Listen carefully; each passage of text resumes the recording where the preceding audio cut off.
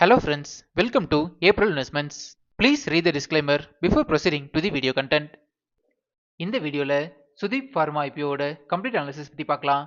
இந்த company 1989ல incorporate பண்ணிருக்காங்க and இவங்க வந்து pharmaceutical products, food grade, minerals, speciality nutrition ingredients, manufacturing and marketing பிசினஸ்ல இருக்காங்க.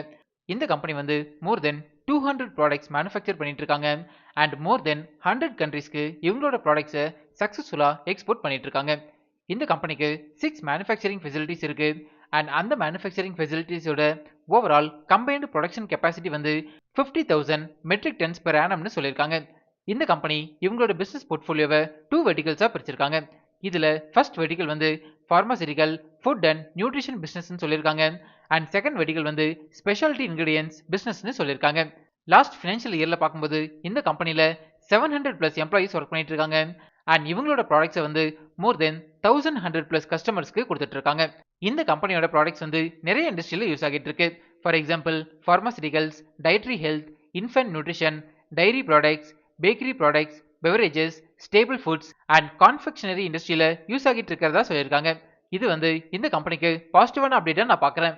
நெக்ஸ்ட் பிசினஸ் ரெவன்யூ பத்தி பார்க்கலாம். ஃபினான்ஷியல் இயர் 25ல பார்க்கும்போது பார்மசூட்டிக்கல், ஃபுட் அண்ட் நியூட்ரிஷன் செக்டர்ல இருந்து 65.84% ஆஃப் ரெவன்யூஸ் வந்துட்டு இருக்கு அண்ட் ஸ்பெஷாலிட்டி இன்கிரிடியன்ஸ்ல இருந்து 34.16% ஆஃப் ரெவன்யூஸ் வந்திருக்கு. இதுல இருந்து இந்த கம்பெனிக்கு மெஜாரிட்டி ஆஃப் ரெவன்யூஸ் வந்து பார்மசூட்டிக்கல், ஃபுட் அண்ட் நியூட்ரிஷன் ப்ராடக்ட்ஸ்ல இருந்து தான் ஜெனரேட் ஆகிட்டு இருக்குதுன்னு புரிஞ்சுக்கலாம். Next region wise business revenue பத்தி பார்க்கலாம். ஃபினான்ஷியல் இயர் 25ல பார்க்கும்போது ஏசியா பசிபிக்ல இருந்து 14.34%, யூரோப்ல இருந்து 9.59%, இந்தியால இருந்து 40.73% அண்ட் நார்த் அமெரிக்கால இருந்து 23.19% ஆஃப் ரெவன்யூஸ் வந்திருக்கு. இதுல இருந்து இந்த கம்பெனிக்கு இந்தியா அண்ட் யூஎஸ்ஏல இருந்து தான் அதிகமான ரெவன்யூஸ் வந்துட்டு இருக்குதுன்னு புரிஞ்சுக்கலாம். Next customer wise business revenue பத்தி பார்க்கலாம். ஃபினான்ஷியல் இயர் 25ல பார்க்கும்போது டாப் 10 கஸ்டமர்ஸ் கிட்ட இருந்து மோர் தென் 40.78% ஆஃப் ரெவன்யூஸ் வந்துட்டு இருக்கு. ஓவரால் இந்த கம்பெனியோட பிசினஸ் போர்ட்ஃபோலியோ வந்து ஸ்ட்ராங்கா டெவலப் ஆகிட்டு இருக்குதுன்னு புரிஞ்சுக்கலாம். நெக்ஸ்ட் ஃபினான்ஷியல் இன்ஃபர்மேஷன் பத்தி பார்க்கலாம்.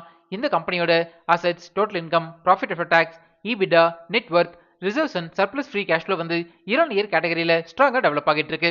ப்ராஃபிட் ஆஃப்டர் டாக்ஸ் வந்து ஃபினான்ஷியல் இயர் 25ல 138.69 crores சொல்லியிருக்காங்க அண்ட் நெட் வொர்த் பாத்தீங்கன்னா 497.53 crores சொல்லியிருக்காங்க. டோட்டல் பாரோயிங்ஸ் பார்க்கும்போது ஃபினான்ஷியல் இயர் 24 கம்பேர் பண்ணும்போது 25ல ஸ்லைட்டா அதிகமாக இருந்தாலும் ஓவரால் ஃபினான்ஷியல் இன்ஃபர்மேஷன் வந்து ஸ்ட்ராங்கா டெவலப் ஆகிட்டு இருக்கு. நெக்ஸ்ட் பிரைஸ் வேல்யூஷன் பத்தி பார்க்கலாம். அதாவது இந்த ஐபிஓல அட்ராக்டிவ் வேல்யூஷன்ல வராங்களான்னு செக் பண்ணலாம். இந்த பிரைஸ் வேல்யூஷன் கால்குலேட் பண்றதுக்கு நம்ம யூஸ் பண்ற ஒன் ஆஃப் தி மெத்தட் வந்து price to earnings ratio calculation. ஒரு ஸ்டாக்கோட PE ரேஷியோ கால்குலேட் பண்றதுக்கு 2 இன்புட்ஸ் தேவைப்படும். இதுல ஃபர்ஸ்ட் இன்புட் வந்து ஐபிஓ பிரைஸ்.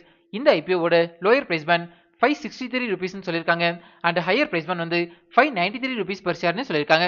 இது வந்து டிமாண்டபிள் மெயின் போர்டு ஐபிஓ அப்படிங்கிறதுனால ஹையர் பிரைஸ் பேண்டை நம்ம கன்சிடரேஷனுக்கு எடுத்துக்கலாம். அண்ட் செகண்ட் இன்புட் வந்து ஏர்னிங்ஸ் per ஷேர். இந்த இபிஎஸ்னா என்ன, இதோட அப்ளிகேஷன் என்ன அண்ட் இதை எப்படி கால்குலேட் பண்றது அப்படிங்கிற டீடைல்டு வீடியோ நம்ம சேனல்ல நான் ஆல்ரெடி பப்ளிஷ் பண்ணியிருக்கேன். அந்த வீடியோவை இதோட என் கார்டு அண்ட் டிஸ்கிரிப்ஷன்ல தரேன், நீங்க ரெஃபர் பண்ணிக்கோங்க. இந்த கம்பெனியோட ஏர்னிங்ஸ் per ஷேர் வந்து இயர் கேட்டகரியில ஸ்ட்ராங்கா டெவலப் ஆகிட்டு இருக்கு. லாஸ்ட் ஃபினான்ஷியல் இயர்ல 12.78 ரூபீஸ்னு சொல்லியிருக்காங்க. ஜென்ரலா ஒரு கம்பெனியோட இபிஎஸ் டெவலப் ஆகிறது அந்த கம்பெனிக்கு பாசிட்டிவான அப்டேட்னு புரிஞ்சுக்கலாம். இந்த ரெண்டு இன்புட்ஸை யூஸ் பண்ணி ஸ்டாக்கோட PE ரேஷியோ கால்குலேட் பண்ணீங்கன்னா 46.40 வரும். இப்போ இந்த ஸ்டாக் PE ரேஷியோவை pharmaceutical and food grade products manufacturing பண்ற இண்டஸ்ட்ரி ஆவரேஜ் PE ரேஷியோவோட கம்பேர் பண்ணலாம்.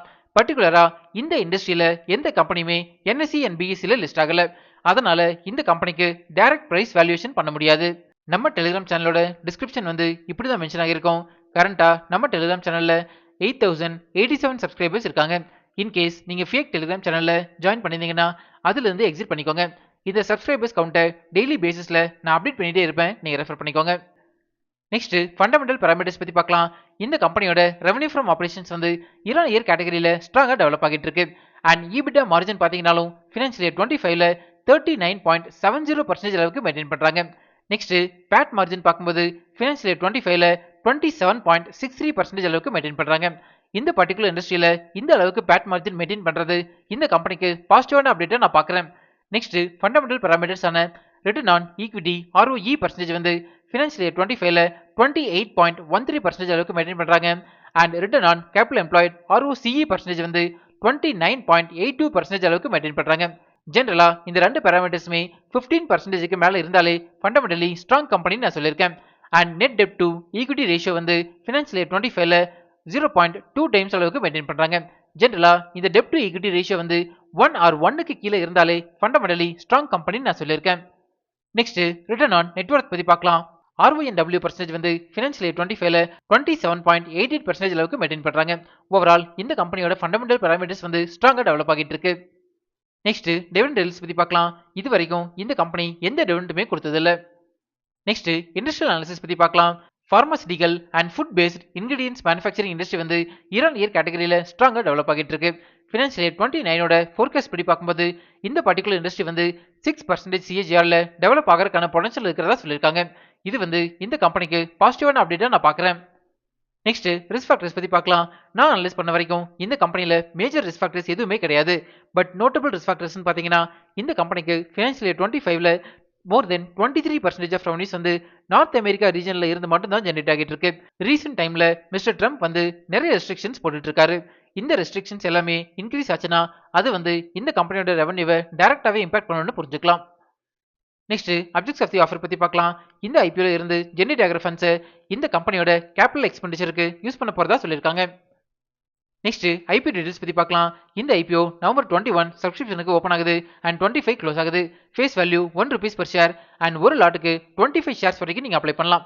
இந்த ஐபிஓவோட டோட்டல் இஷ்யூ சைஸ் வந்து 895 crores அண்ட் இதுல 95 crores அளவுக்கு ஃப்ரெஷ் இஷ்யூ இருக்கிறதா சொல்லியிருக்காங்க.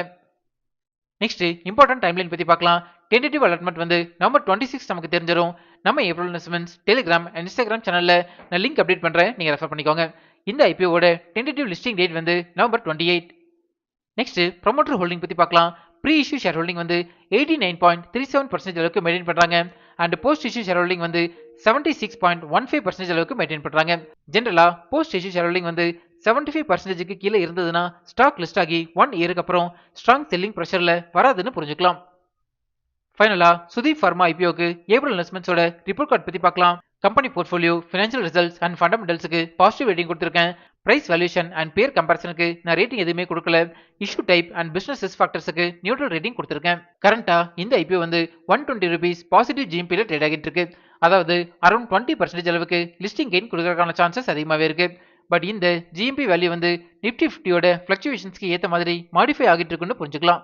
இந்த ஜிஎம்பி வேல்யூவோட டைம் டு டைம் அப்டேட்ஸை நம்ம டெலிகிராம் சேனல்ல நான் ஷேர் பண்ணிட்டே இருப்பேன், நீங்க ரெஃபர் பண்ணிக்கோங்க. ஃபைனலா நான் வந்து இந்த ஐபிஓல என்னோட ஃபேமிலி மெம்பர்ஸோட 4 டிமேட் அக்கௌண்ட்ல இருந்துமே நான் அப்ளை பண்ண போறேன். நீங்க இந்த ஐபிஓல அப்ளை பண்ண போறீங்களா இல்லையா அப்படிங்கறத நம்ம கமெண்ட்ஸ்ல சொல்லுங்க. இப்போ நம்ம சேனல் வந்து இன்ஸ்டாகிராம்லயும் ஆக்டிவா இருக்கும். ஸ்கிரீன்ல தெரியற இந்த லிங்கை ஸ்கேன் பண்ணி இன்ஸ்டா சேனல்ல ஃபாலோ பண்ணிக்கோங்க. இன்ஸ்டாகிராம்ல உங்களோட டவுட்ஸ் அண்ட் பர்சனல் மெசேஜஸை எனக்கு டைரக்டாவே சென்ட் பண்ணுங்க. நம்ம இன்ஸ்டால டிஸ்கஸ் பண்ணலாம்.